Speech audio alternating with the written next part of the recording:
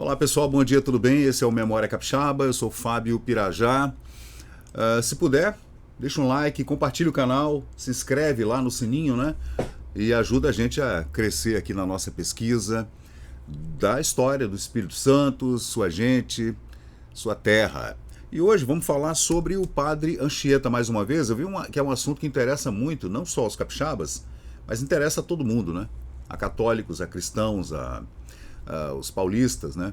E essa matéria que eu vou trazer para vocês é da revista Manchete, de 1978. Eu sempre falo da Manchete e da revista Cruzeiro, que são duas revistas incríveis, que infelizmente não existem mais, mas tem um acervo da Biblioteca Nacional e a gente pode recorrer quando quiser, né? A matéria sobre José de Anchieta, que escreveu a primeira gramática tupi do Brasil.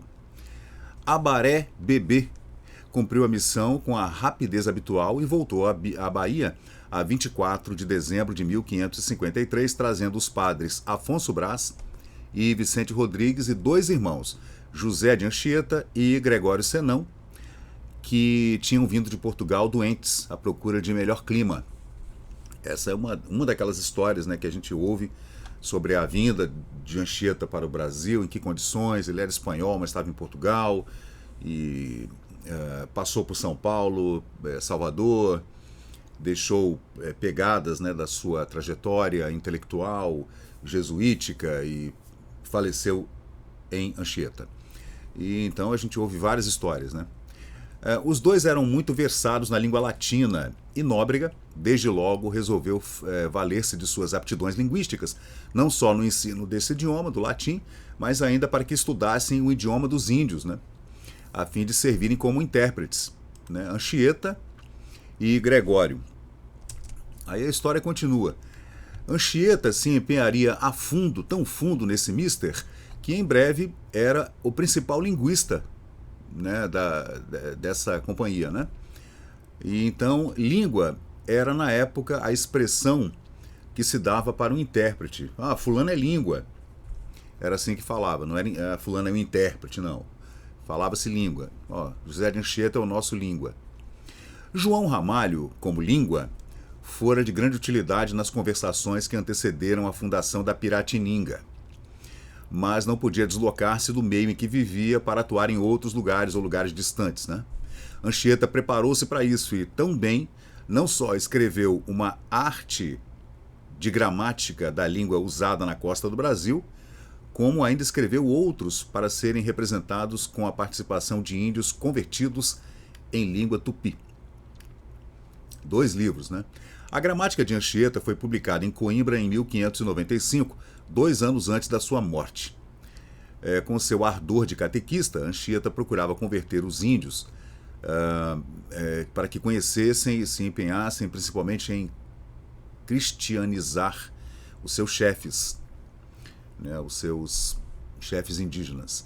Teria sido ele o autor da conversão do cacique Tibiriçá, batizado com o nome de Martim Afonso Tibiriçá, em honra do fundador da capitania de São Vicente, São Paulo, né? Quando morreu o velho cacique, a 25 de dezembro de 1562, Anchieta ficou contristado. Será que não está errado aqui essa minha transcrição? Porque tem palavras que a gente vai encontrando palavras, gente, na língua portuguesa, na língua arcaica, especialmente nessa língua portuguesa do século XVI, que a gente fica meio na dúvida. Esse livro de gramática é Arte de uma Gramática da Língua Usada na Costa do Brasil, publicado em 1595 em Coimbra, Portugal. Aí a gente vê, ele escreveu, Anchieta, a 10 de abril de 1563, mais ou menos um ano depois da morte de Tibiriçá. Morreu nosso principal grande amigo e protetor, Martim Afonso. Convertera também o guerreiro Araribóia, esse passou aqui por Vitória, né? Que recebeu o nome ao ser batizado.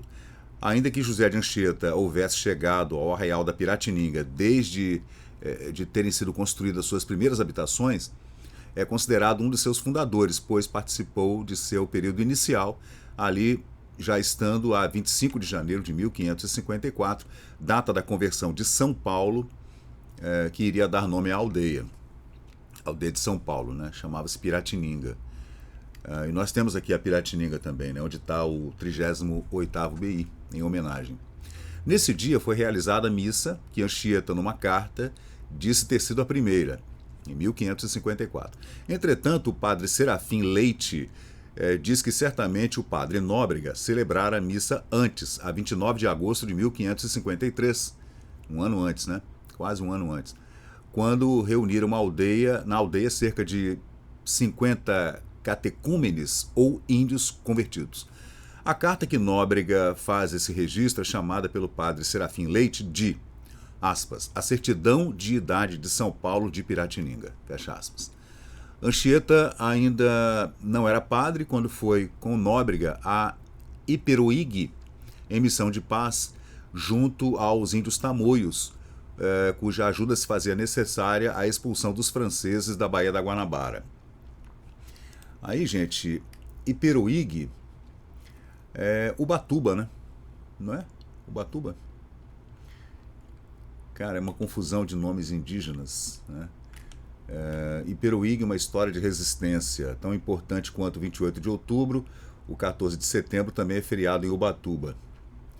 Aí a gente segue aqui com a revista Manchete de 1978. Ó, essa fotografia aqui é do Ney Latorraca interpretando Anchieta. Eu não sei se essa foto foi tirada em Anchieta ou se foi tirada em alguma praia no Rio ou em São Paulo, onde foi gravado o filme. Aí, para melhor convencer os índios, Anchieta fica entre eles como refém e nesse período escreve nas areias da praia as estrofes de um poema latino que vai memorizando. De Beata Virgine de Matre Maria, com quase 6.000 versos, o poema terminava com esta dedicatória. Eis, Mãe Santíssima, o Carmen que oferece em teu louvor, vendo-me cercado de inimigos, quando, com a minha presença, tranquilizava os tamoios irritados e, desarmado, ajustava pazes com os bárbaros armados. Então, tua bondade teve, com amor materno, cuidado de mim, e à sombra do teu amparo vivi seguro em corpo e alma. Então essas são as frases escritas pelo Anchieta, muito bem representadas aqui por Benedito Calixto, nessa linda representação que a gente vê. A gente sempre ouviu falar também que esse poema, a Virgem Maria, Anchieta havia escrito aqui em Anchieta, né? Então a gente fica... tem muitos relatos, a gente fica sempre perdido, e a história se perde na cabeça da gente. Aí eu volto lá para o Salesiano dos anos 70, com as aulas de história da professora Glorinha, então a gente fica meio perdido. E nas catequeses também, lá na Vila Rubim, né? Que eu nasci na Vila Rubim e a catequese foi lá. Então, gente, essa matéria é de 1978, tá aí, tá vendo? Ó, Ney Latorraca, no papel do famoso jesuíta, no filme de Paulo César Saraceni, ainda inédito, em 78, tá? Aí tem Nas Areias de Iperoig, segundo o pintor Benedito Calixto, o quadro está no Palácio Anchieta, em Vitória. Aí, gente, eu falei agora há pouco de um dos irmãos do padre Anchieta, que chegou com ele. Aqui na minha transcrição tá Senão, mas não é Serrão, gente, tá? Gregório Serrão. Os dois vieram juntos de Portugal para o Brasil, procurando ares por conta de uma doença. Quem sabe não era peste, né? A gente não sabe. E esses relatos são muito quebrados e tudo. Essa é a matéria original, tá aí. O Anchieta escreveu a primeira gramática em tupi. Você vê que era um homem corajoso, além de tudo, né? Além de um linguista, um intelectual, era um cara que ia lá para o meio da batalha, né?